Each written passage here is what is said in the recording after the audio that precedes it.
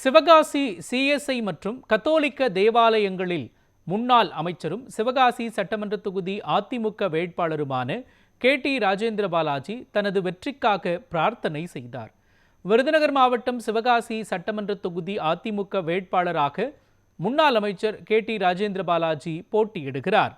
இந்நிலையில் சிவகாசியில் உள்ள சிஎஸ்ஐ மற்றும் கத்தோலிக்க தேவாலயங்களுக்கு KT ராஜேந்திர பாலாஜி சென்று வருகிற சட்டமன்ற தேர்தலில் தன்னுடைய வெற்றிக்காக பிரார்த்தனை செய்தார்.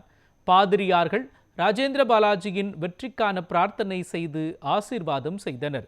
மேலும் ஆலயத்தில் உள்ள முக்கிய பிரமுகர்கள், சபை மக்கள் சிவகாசி சட்டமன்ற தொகுதி வேட்பாளர் KT ராஜேந்திர பாலாஜிக்கு வாழ்த்து தெரிவித்தனர்.